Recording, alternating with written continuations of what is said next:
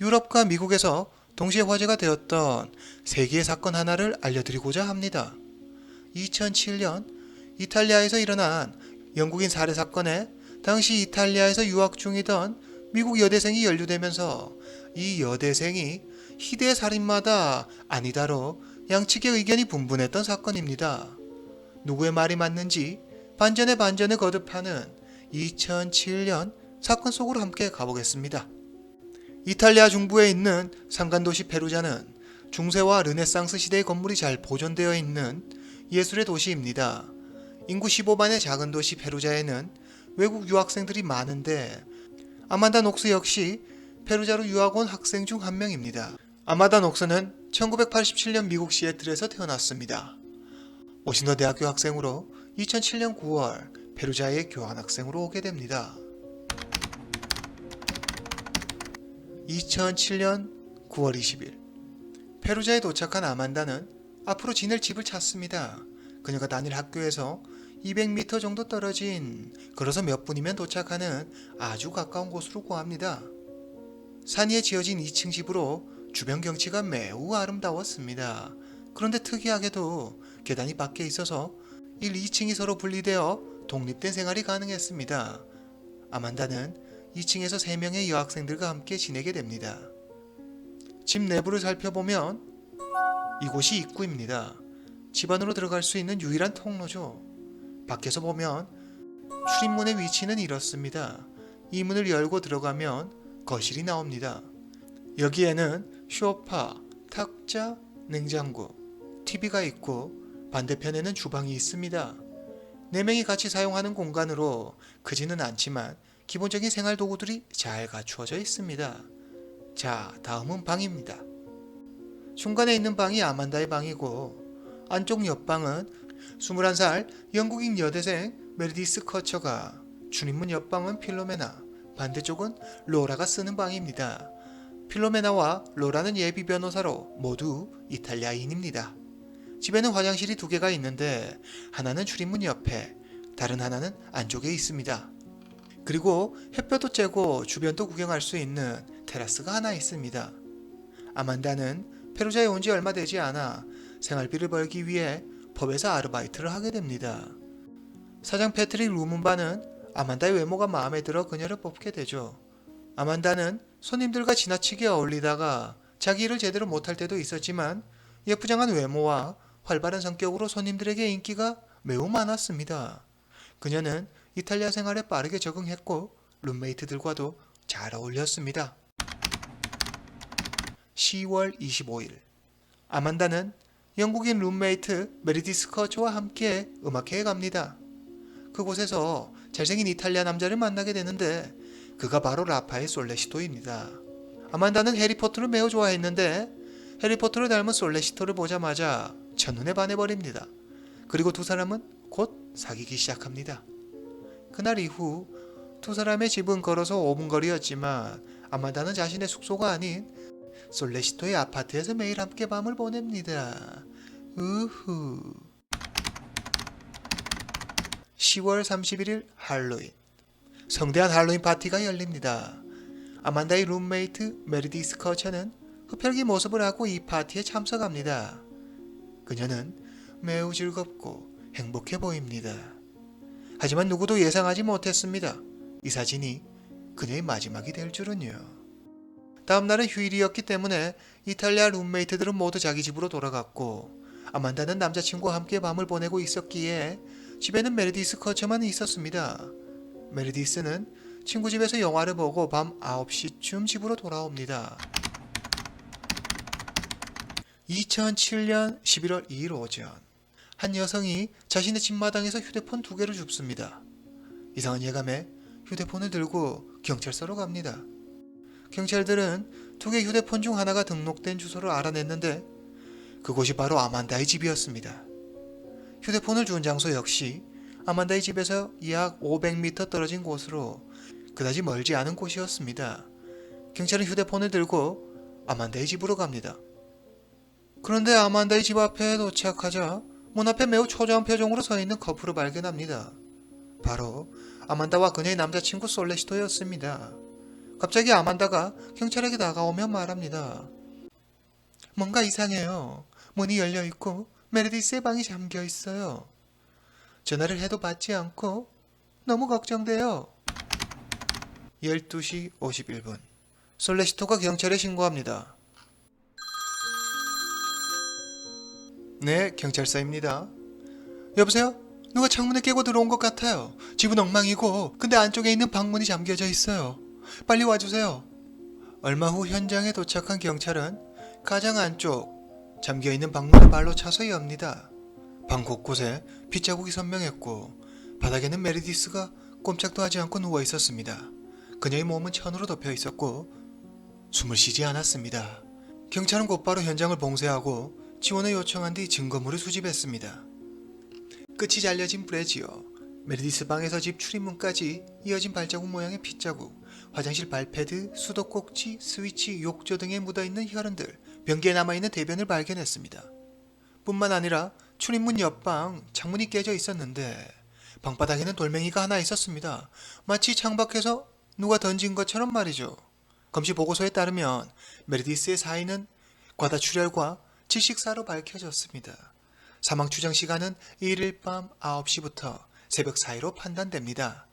법의학자는 메르디스의 몸에서 성폭행당한 흔적을 발견하고 남성의 DNA를 채취합니다.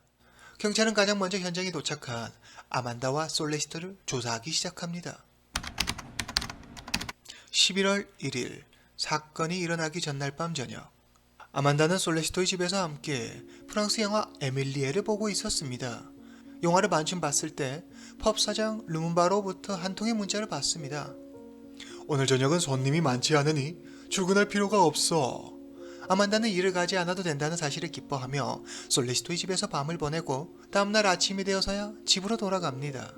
집에 도착한 아만다는 출입문이 열려 있다는 것 말고는 다른 이상한 점을 눈치채지 못합니다. 그녀는 평소처럼 자신의 방에 잠시 들른 다음 욕실로 들어가 샤워를 하는데 세면대에 피가 묻어있는 것을 보게 됩니다. 그렇지만 누가 부주의해서 다친 것쯤으로 생각하고 대수롭지 않게 여기죠. 그러나 샤워를 끝내고 나오면서 발패드에 묻은 피를 발견하게 됩니다. 무언가 잘못되었다고 느낀 그녀는 두려움에 허둥지둥 집을 나와 솔레시토의 집으로 갑니다. 그리고 솔레시토의 집에서 정신을 차리고 그와 함께 다시 집으로 돌아옵니다. 집으로 돌아와 자세히 살펴보니 바닥에는 굉장히 많은 혈흔이 있었고 메르디스의 방이 잠겨 있었습니다. 잠겨있는 메르디스의 방문을 열려고 했지만 도무지 열 수가 없었습니다. 방문을 두드리고 큰 소리로 메르디스를 불렀지만 아무런 인기척도 없었습니다. 솔레시터는 강제로 문을 열기 위해 2번이나 발로 찼지만 문은 열리지 않았습니다. 두 사람은 밖으로 나가 어떻게 할지 상의하다 경찰서에 전화를 겁니다. 경찰은 출입문 옆방에 창문이 깨져 있고 방바닥에는 돌멩이가 있는 것으로 보아 이것은 누군가 일부러 침입한 것처럼 보이기 위해 만든 것으로 추정합니다. 누군가 수사에 혼선을 주기 위해 만든 잘 짜여진 시나리오처럼 말이죠. 그리고 조사 당시 찍힌 비디오 카메라를 보면 아만다와 솔레시토가 애정을 나누는 모습을 확인할 수 있는데 이건 뭔가 당시 상황과는 어울리지 않는 모습입니다. 또 보통 범죄 사건을 보면 현장에 처음 도착한 사람이 범인일 확률이 높죠. 범인은 반드시 현장에 다시 나타난다 라는 말처럼 말이죠. 경찰은 이런 사건 정황으로 이들, 그러니까 아만다와 솔레시토를 첫 번째 용의자로 지목합니다. 며칠 동안 경찰은 두 사람을 상대로 여러 차례 신문을 합니다. 경찰은 사건 전날 밤 아만다가 밤새 솔레시토와 함께 있다 다음날 아침이 되어서야 집으로 갔다는 솔레시토의 말을 믿지 않습니다. 그를 압박하면 말하죠. 네 여자친구는 거짓말장이야. 널 계속 속이고 있어. 지금 네 상황이 매우 불리해. 네가 진실을 말하지 않는다면 넌 여자친구 때문에 공범으로 처벌을 받을 거야. 그러자 갑자기 솔레시토는 자신의 진술을 번복합니다. 아만다의 부탁으로 거짓말을 했어요. 사실은 그날 새벽 1시쯤 아만다가 저희 집으로 왔어요. 이게 무슨 소리죠? 거짓말이라고요. 거짓말을 부탁했더라. 뭔가 찝찝합니다. 다른 치조실에서는 아만다 휴대폰에서 한 통의 문자를 발견합니다. 오늘 저녁은 손님이 많지 않으니 출근할 필요 없어. 알겠어요. 즐거운 저녁 보내세요. 일상적으로 있을 수 있는 간단한 내용의 문자 같지만 경찰은 아만다가 저녁에 사장과 따로 만난 것이 아닌지 의심합니다. 수사를 하면 할수록 아만다에 대한 경찰의 의심은 점점 커져만 갑니다. 경찰은 그날 밤 아만다의 행적을 알아내기 위해 무섭게 그녀를 압박합니다. 그러자 갑자기 그녀가 무언가 기억났다고 말합니다. 사실 그날 밤 제가 계속 남자친구 집에 있었던 건 아니에요. 잠깐 집에 들렸었는데 갈색 가죽 옷을 입은 사람을 봤어요. 그 사람은 루문바 사장님이었어요. 그리고 메레디스의 비명소리가 들렸어요. 메레디스를 죽인 사람은 바로 루문바예요. 아만다의 진술로 모든 관심이 펍사장 루문바에게 쏠립니다. 경찰은 루문바 또한 용의선상에 올려 그를 조사합니다. 이 사실이 언론을 통해 알려지자 큰 파문이 일었고 사람들은 드디어 살인범이 잡혔다고 생각했습니다. 그렇지만 루문바는 살인범이 아니었습니다. 왜냐하면 그에게는 확실한 알리바이가 있었죠. 바로 그 시간에 현장에 없었다는 겁니다. 그래서 그는 바로 풀려납니다. 현장에 있지도 않았던 루문바를 왜 아만다는 살인범으로 지목했을까요? 아만다의 이런 거짓말은 더욱 그녀를 의심스럽게 만듭니다. 경찰들의 강압 수사에 20살의 어린 아만다의 멘탈이 나간 걸까요? 아만다의 진술은 자신을 공경에 빠뜨렸을 뿐만 아니라 남자친구인 솔레시토에게 더 큰 혐의를 받게 만듭니다. 수색영장을 발부받은 경찰은 메르디스를 살해한 것으로 추정되는 작은 식칼 하나를 발견하는데 칼 손잡이에는 아만다의 DNA가, 칼날에서는 메르디스의 DNA가 나옵니다. 결정적인 증거물을 획득하게 된 이탈리아 경찰은 칼날 부분에서 살해당한 메르디스의 DNA가 검출되었음을 발표합니다. 이 소식이 알려지자 사람들은 아만다가 메르디스를 살해했을 것으로 확신했습니다. 일부 언론들은 천사의 얼굴을 한 희대의 살인마 불리오 아만다로 부르기도 했습니다. 수사 속도는 빨라졌고 경찰은 피해자의 몸에서 여러 사람들의 DNA를 찾게 됩니다.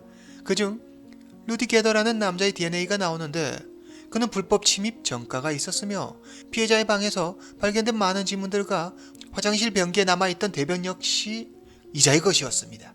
그는 사건 발생 후 독일로 도망쳤지만 독일 경찰에게 잡혀 이탈리아로 이송되죠. 루디는 그날 밤 메르디스의 집에 간 것은 사실이지만 살인은 하지 않았고 화장실에서 볼일을 보던 중 갑자기 비명소리가 들려 밖으로 뛰쳐나왔고 문으로 도망치는 남자를 봤지만 그 얼굴은 자세히 보지 못했다고 했습니다. 그리고 피를 흘리고 있는 메르디스를 보자 겁에 질려 도망쳤다고 진술합니다. 그리고 그는 말합니다. 이 일은 아만다와 아무런 상관이 없어요. 그녀는 현장에 없었거든요. 그렇지만 법정에서 그는 해당 진술을 번복합니다. 그날 밤 창가에서 아만다가 집을 나가는 걸 봤어요. 결국 그는 살인에 가담한 죄로 30년형을 받았고 항소를 제기해 16년형으로 감형받습니다. 이게 무슨 상황인가요? 왜 남의 집에서 볼일을 보고 방에서 발견된 지문들은 뭐고 살인을 저지르고 도망가는 사람은 봤지만 얼굴은 보지 못했다고 했다가 아만다가 집에 나가는 걸 봤다고 했다가 점점 미궁 속으로 빠져듭니다. 루디는 유죄 판결을 받았지만 사실 사람들은 그에게 관심이 없었습니다. 사람들의 시선은 오직 한 사람, 아만다에게 쏠려 있었죠. 경찰은 1년여에 걸친 조사 끝에 충분한 증거를 확보해 아만다와 그녀의 남자친구 솔레시토를 정식 기소합니다. 2009년 1월 16일 사건 발생 후 1년이 넘어서야 재판이 본격적으로 시작됩니다. 피고인 아만다 녹스와 솔레시토는 살인죄로 기소됐습니다. 경찰은 아만다를 원나잇을 즐기는 문란한 여자로 생각했고 이 가정하에 모든 증거를 결합해 상황을 추리했습니다. 사건 당일 밤 메르디스는 친구들과 영화를 본 후 혼자 집으로 돌아왔습니다.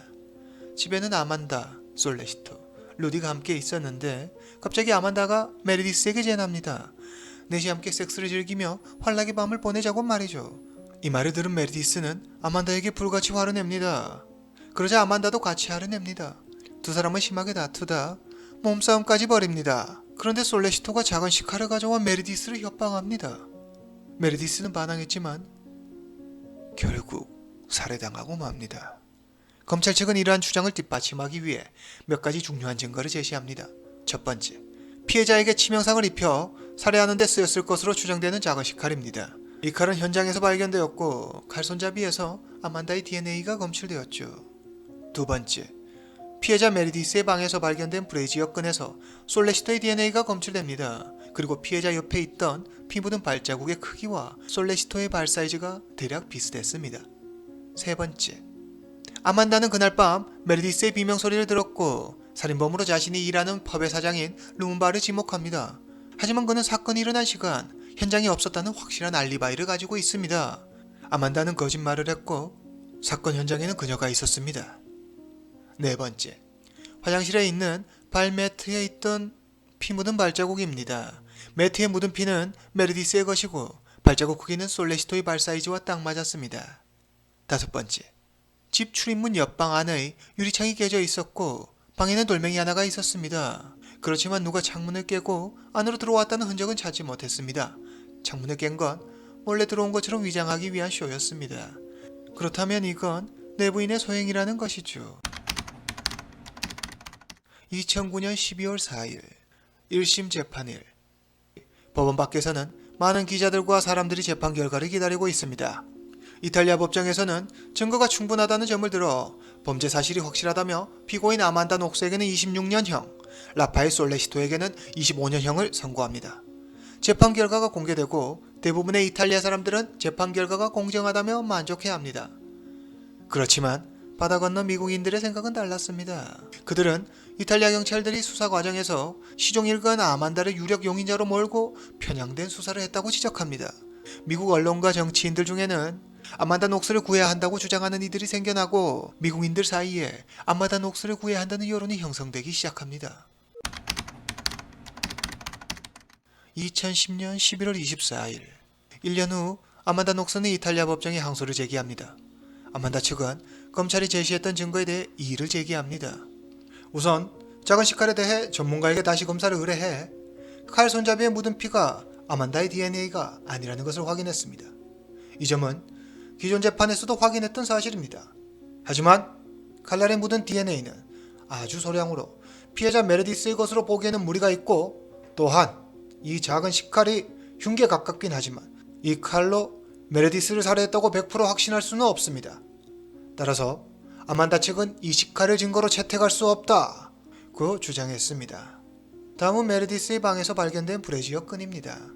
사건이 발생하고 47일이 지나 검사 결과가 나왔기 때문에 시간이 많이 흘러 사건 당시 발견된 브래지어라고 확신할 수 없고 솔레시토의 DNA 외에도 신원불명의 남성 2명의 DNA가 검출됐기 때문에 이 증거물은 오염되었다 라고 주장했습니다. 뿐만 아니라 아만다 측은 이탈리아 경찰에서 촬영한 영상에서 경찰 조사나 증거 확보가 매우 비전문적이며 많은 허점을 가지고 있다는 것을 알았습니다.